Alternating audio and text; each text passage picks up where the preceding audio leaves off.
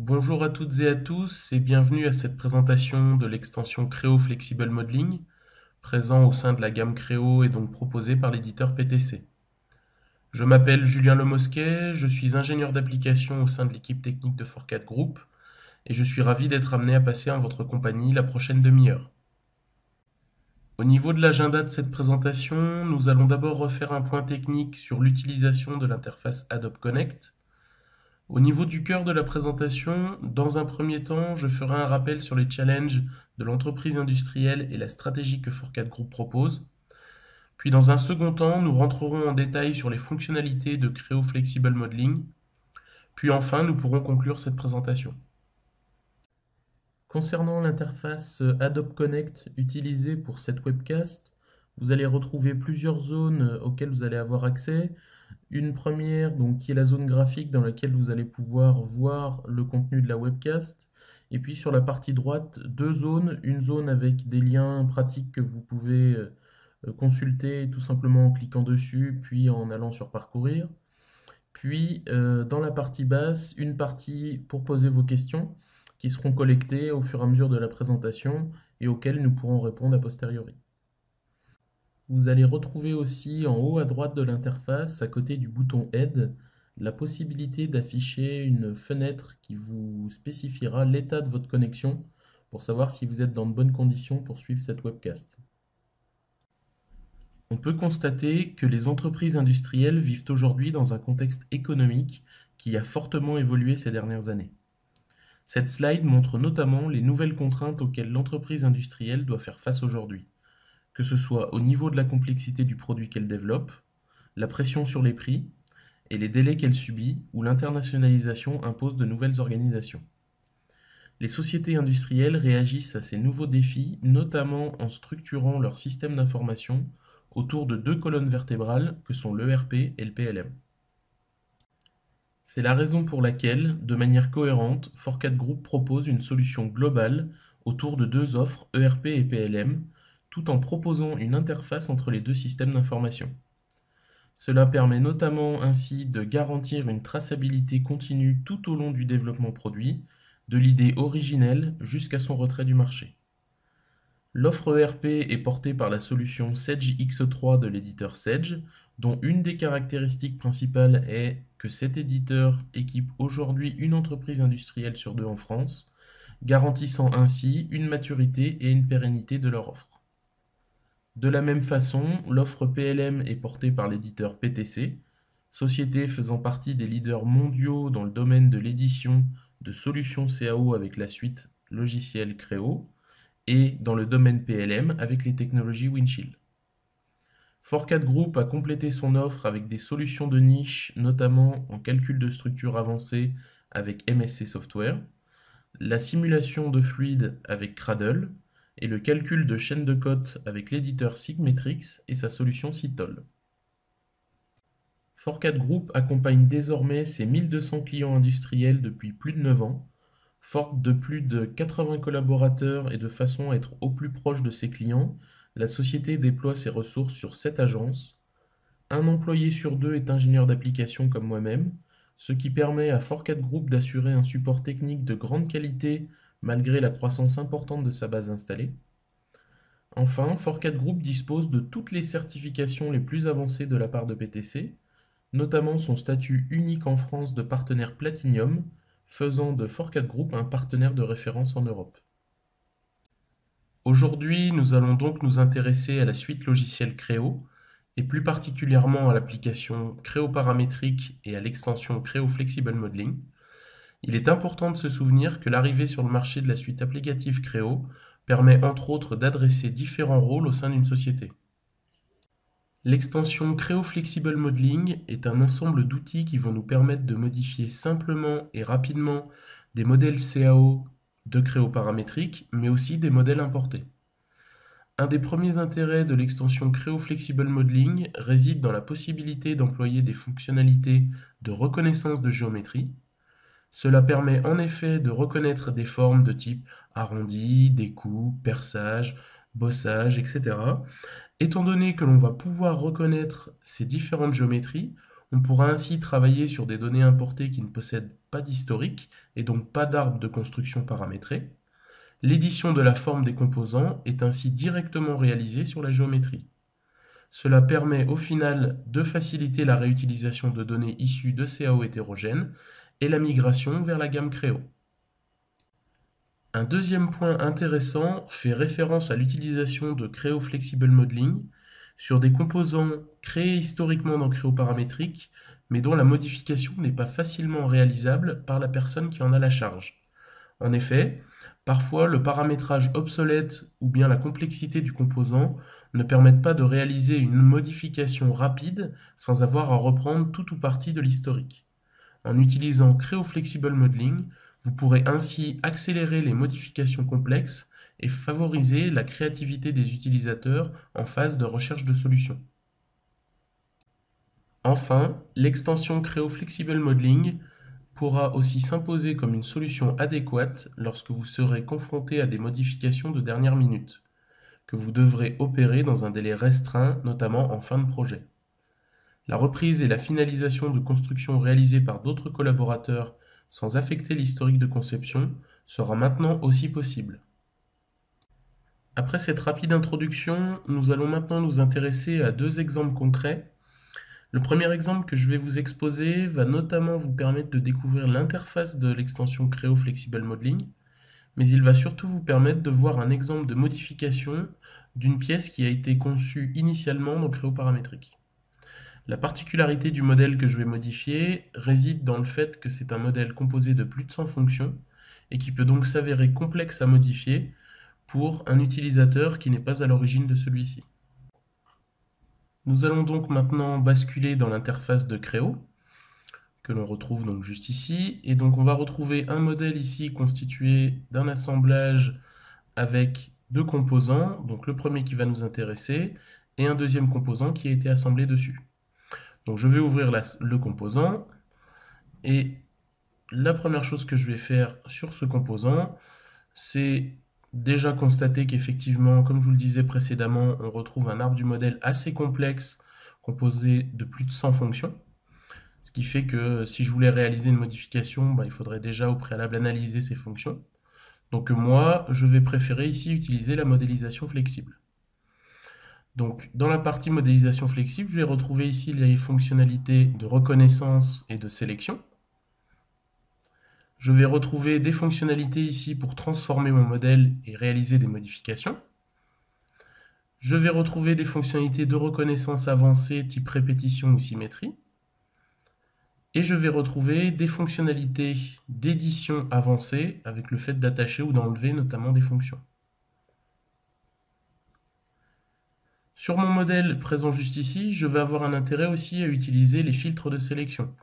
On retrouvera des filtres assez intéressants, notamment la notion de région de surface, qui vont me permettre dans cet exemple ici de venir sélectionner des éléments. Donc par exemple ici je vais pouvoir sélectionner une surface d'un perçage et demander ici à effectuer une reconnaissance par exemple de découpe. Je vais pouvoir ici effectuer une reconnaissance de découpe secondaire qui va me permettre de sélectionner plusieurs surfaces correspondant à la découpe qui a été opérée. On va pouvoir sélectionner en multisélection avec contrôle la surface extérieure et venir compléter ici la sélection avec le bossage secondaire par exemple. Une fois tous ces éléments sélectionnés, je vais retrouver des outils de transformation pour par exemple appliquer un déplacement. Et donc là, je vais retrouver ici un copilote 3D avec différentes possibilités en termes de déplacement, notamment en translation et en rotation. Donc là, par exemple, j'applique une translation dans un sens et dans une deuxième direction. On voit que dynamiquement, le système me propose ici une prévisualisation dès que la possibilité de générer les éléments est faisable. Là, je peux appliquer par exemple une rotation qui va me permettre ici de déplacer mon modèle et donc la géométrie associée.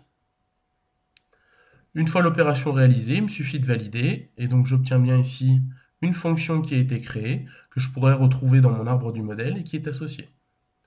Si je reviens dans le contexte d'assemblage, donc là je revois que ma modification a bien été répercutée. Il me suffit de régénérer mon modèle et donc je vais retrouver ici l'application du placement de mon composant qui a été mise à jour. Donc j'ai vraiment bien un lien entre les deux éléments et les modifications qui ont été réalisées. Si je reviens dans mon composant, je vais pouvoir ici vous montrer d'autres fonctionnalités en termes de déplacement, notamment le fait ici que toujours à partir de mes filtres de sélection de région de surface, je vais appliquer cette fois-ci une reconnaissance, mais en choisissant soit par exemple des rayons égaux, soit les possibilités de coaxialité par exemple. Et donc là, le système me propose des solutions de sélection intelligentes en termes de surface. Cette fois-ci, je vais appliquer un déplacement, mais par cote. Donc là, je vais spécifier, je vais reparamétrer la fonctionnalité de déplacement. Pour cela, il me suffit juste, par exemple, d'afficher des références. Donc là, en l'occurrence, moi, je vais sélectionner comme référence ici des axes. Donc là, je vais sélectionner l'axe de ma forme de révolution. Et là, je vais venir tout simplement ajouter une cote entre mon axe et le bord de ma surface qui est ici. Donc là, pour cela, il me suffit de me positionner dans le champ de sélection, de sélectionner mon axe et ma surface sur le côté. Donc là, on voit que le système a bien créé une cote sur laquelle je peux jouer pour pouvoir faire varier sa valeur. Je peux ajouter une deuxième cote, par exemple, entre mon axe et puis la surface latérale gauche, pour pouvoir positionner une deuxième cote de positionnement. Et ainsi venir ici redonner de l'intelligence à mon modèle en positionnant un paramétrage sur l'intégralité de la géométrie positionnée.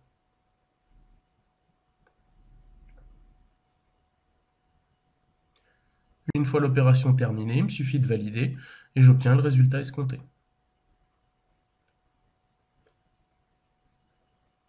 Pour la partie suivante, on va retrouver un troisième type de déplacement. Donc là, tout simplement, je vais sélectionner de nouveau un certain nombre de surfaces pour pouvoir matérialiser la découpe inférieure de mon modèle. Et donc cette fois-ci, je vais appliquer un déplacement à l'aide de restrictions. Donc le comportement est assez similaire du placement d'un composant en assemblage. On va retrouver le fait de mettre en œuvre des contraintes, donc tout simplement en sélectionnant des surfaces, et je vais retrouver des contraintes de type distance, coïncidence, que je vais pouvoir paramétrer. Donc là, on va positionner une restriction sur la face latérale, sur la face intérieure de ma découpe, et puis enfin une dernière entre, par exemple, la surface supérieure de ma découpe et la surface inférieure de mon modèle, ce qui me permettra d'avoir la profondeur. Donc là, je peux revenir sur chacune des cotes pour pouvoir modifier la distance en question, et ainsi reparamétrer intégralement la position de ma découpe. On remarquera que ici, je n'ai déplacé que le rectangle au coin arrondi et non pas le cercle, et donc à ce moment-là, seul le rectangle au coin arrondi est déplacé.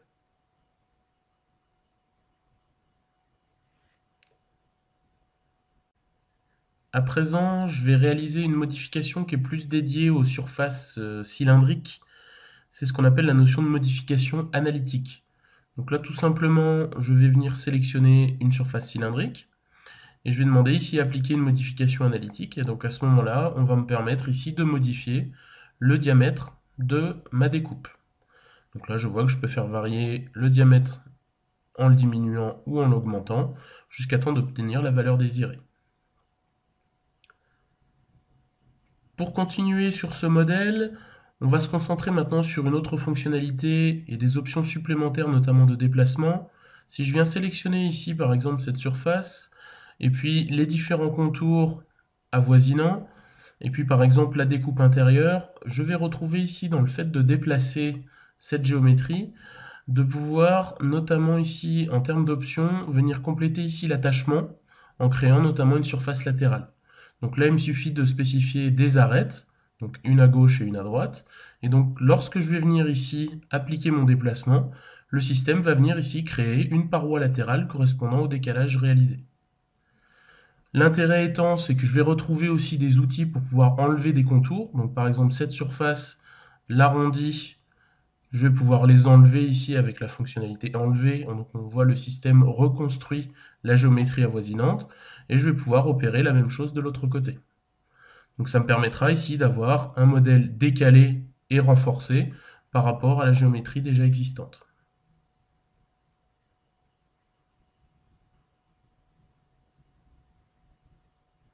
On pourra imaginer aussi, toujours en termes de fonctionnalité, faire de la reconnaissance, notamment sur des arrondis. Donc là, par exemple, je vais pouvoir utiliser la notion d'arrondi secondaire et donc effectuer une reconnaissance de réseaux d'arrondis et pouvoir les enlever, comme je l'ai fait tout à l'heure. Donc là, ça permet, en cas de simplification de géométrie ou alors de traitement d'une pièce pour réaliser un moule ou ce genre de choses, pour pouvoir appliquer une dépouille, de rapidement interagir dessus. Là, je vais pouvoir aussi finaliser cette pièce en réalisant une reconnaissance de bossage, par exemple.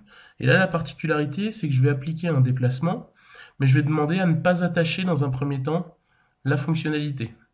C'est-à-dire que pour une raison de facilité, je vais venir ici la déplacer, tout simplement en créant un doublon de celle-ci. Et donc à ce moment-là, je vais déplacer ma géométrie horizontalement et verticalement. Et puis, je vais demander ensuite, manuellement, à réattacher la fonction.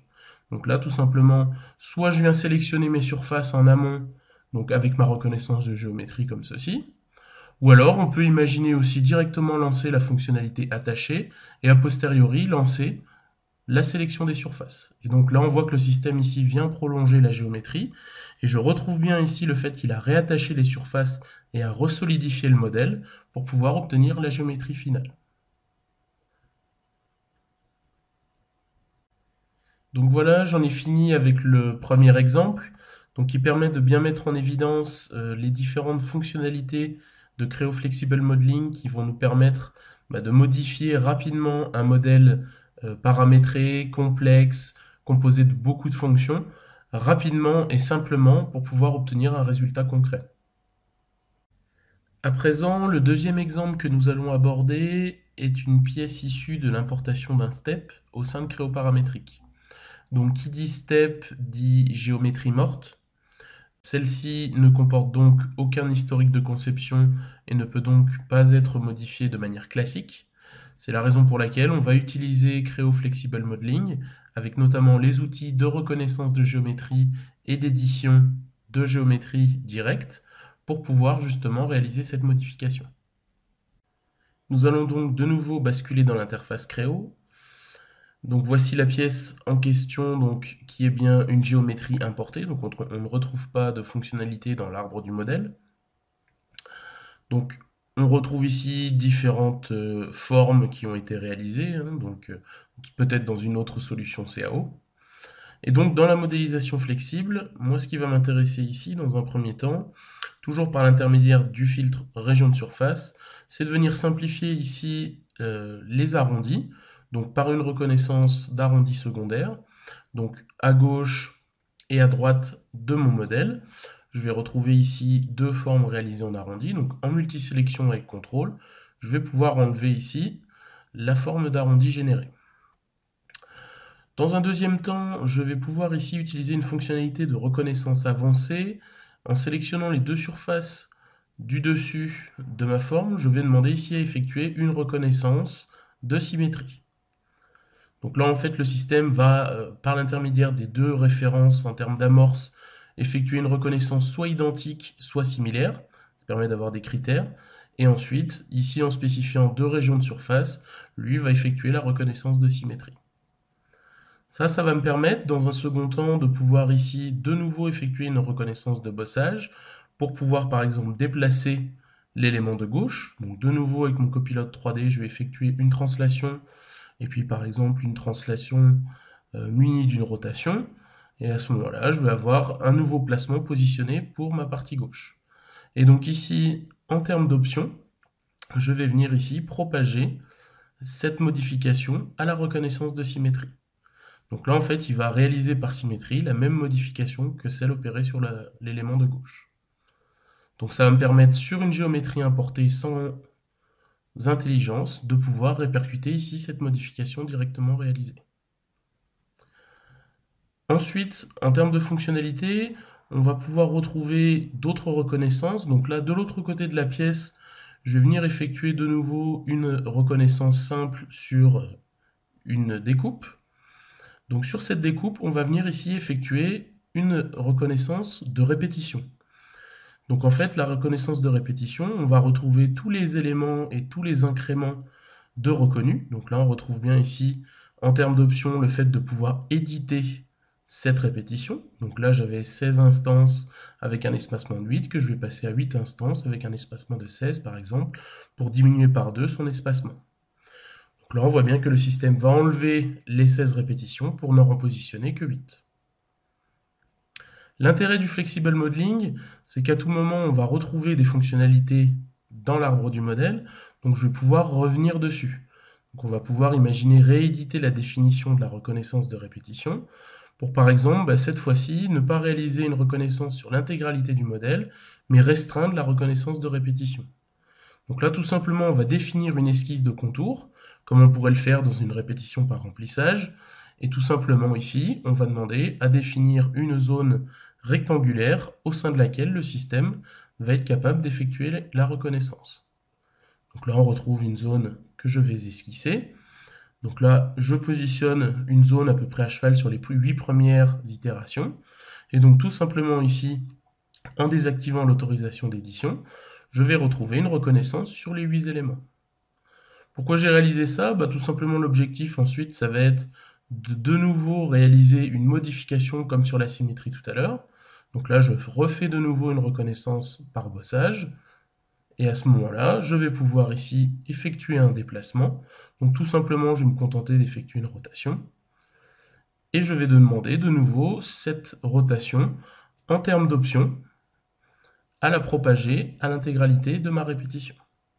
Donc là, on va voir que le système va recalculer les différentes instances de la répétition. Et donc, il me suffit de valider. Donc là, j'obtiens une partie dans un sens et les 8 autres itérations qui vont être inclinées suivant un autre pas angulaire. Pour finir, je vais venir ici réaliser une dernière modification. Donc tout simplement, je vais ici opérer un enlèvement. Donc là, je vais revenir ici sur une région de surface, donc sur la face avant, et puis ici faire un peu de sélection multiple, donc tout simplement par des jeux de découpe. Donc là, avec de la multisélection avec contrôle, je vais pouvoir sélectionner ici plusieurs références, et vous allez voir que de manière très efficace, le système va être capable d'enlever la géométrie et de repositionner les dépouilles et de repositionner la continuité sur les surfaces. Et à ce moment-là, je obtiens bien ici une pièce solide complète, finie, sur lesquelles je vais pouvoir gérer les éléments. Autre intérêt de la modélisation flexible, je vais pouvoir à tout moment, comme je suis en train de le faire, revenir dans mon historique du modèle, ce qui va me permettre, moi si un jour je veux rejouer une fonctionnalité, ou alors tout simplement en enlever une, de pouvoir jouer sur le caractère paramétrique des fonctionnalités du Flexible Modeling. Voilà un petit peu globalement sur ce deuxième exemple les choses que je souhaitais vous montrer. Donc ça vous permettra d'avoir un bon aperçu de toutes les fonctionnalités du Flexible Modeling, autant sur une pièce créoparamétrique que sur une pièce issue d'un import d'une autre donnée, issue d'une CAO hétérogène par exemple. Donc pour résumer, l'extension CreoFlexible Modeling est une somme d'outils faciles à utiliser et à prendre en main, grâce notamment à une intégration complète au sein de Creo paramétrique. L'intelligence et l'intention de conception des modèles paramétriques est totalement conservée et les modifications se matérialisent au travers de nouvelles fonctions. Il est donc aujourd'hui plus aisé de travailler dans un environnement multi-CAO avec Creo Flexible Modeling. Enfin, en cas de modification de dernière minute, vous ne serez plus pris au dépourvu. C'est ainsi que s'achève cette webcast concernant Creo Flexible Modeling. Évidemment, si vous avez la moindre question ou que vous désirez voir une présentation plus approfondie d'une application ou d'une extension de la gamme Creo, n'hésitez pas à nous contacter par téléphone ou par mail. Je vous remercie de votre attention et vous dis à bientôt pour notre prochaine webcast.